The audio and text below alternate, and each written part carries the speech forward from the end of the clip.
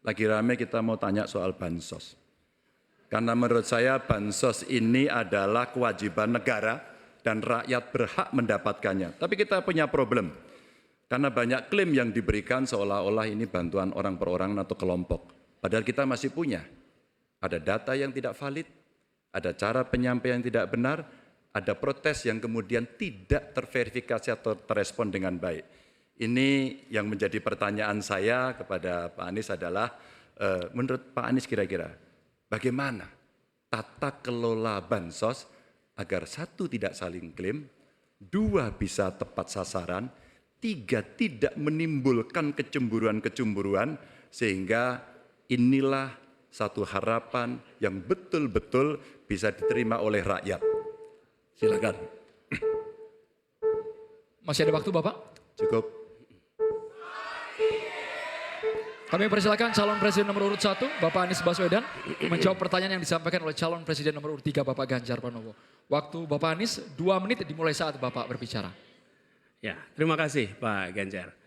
Pertama, kita harus menyadari bahwa yang disebut sebagai bansos adalah bantuan untuk si penerima, bukan bantuan untuk si pemberi.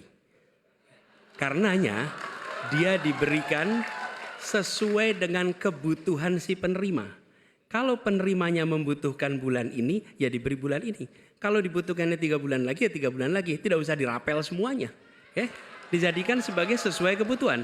Yang nomor 1, itulah yang disebut sebagai bansos tanpa pamrih.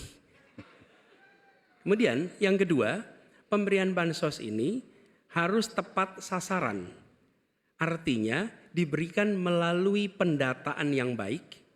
Informasi data itu harus akurat dan mekanisme pemberiannya melalui jalur birokrasi, bukan dibagikan di pinggir jalan, tapi dibagikan langsung di lokasi menggunakan jalur birokrasi.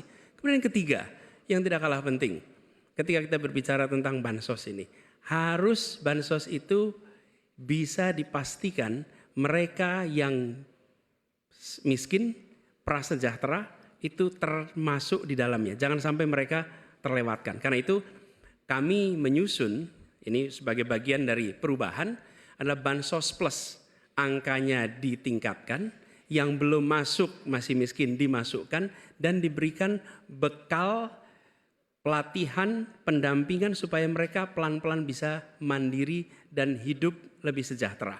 Jadi kami melihat ketika sampai kepada bansos ini adalah atas nama negara. Ketika saya bertugas di Jakarta, semua paket bansos di kerdusnya diberikan label, dibiayai APBD DKI Jakarta. Bukan dari gubernur, dari uang rakyat lewat APBD DKI Jakarta. Jelas posisinya. Selanjutnya kami mohon kepada calon presiden nomor 3, Bapak Ganjar Pranowo, menanggapi jawaban calon presiden nomor 1, Bapak Anies Baswedan. Waktu Bapak 1 menit dimulai saat Bapak berbicara. Terima kasih. Ya kali ini pasti setuju dong. Karena proses logic thinkingnya adalah datanya diperbaiki. Ini yang pernah kita lakukan dan ketika kawan-kawan Kades sudah bersusah payah diberikan ke atas, balik lagi pada data yang sama.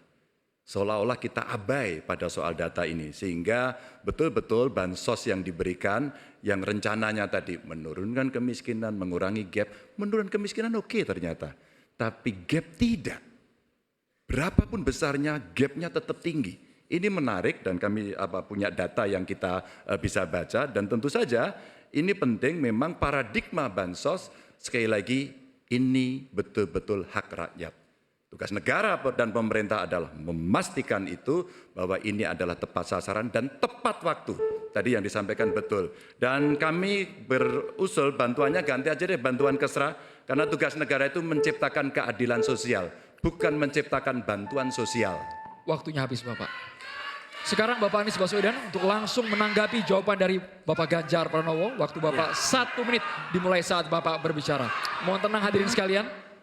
Ya, terima kasih Pak Ganjar. Dan yang dibutuhkan juga Pak Ganjar, kita harus mulai memikirkan opsi bahwa bantuan itu bisa berbentuk cash transfer, mengurangi potensi korupsi dalam pengadaan barang.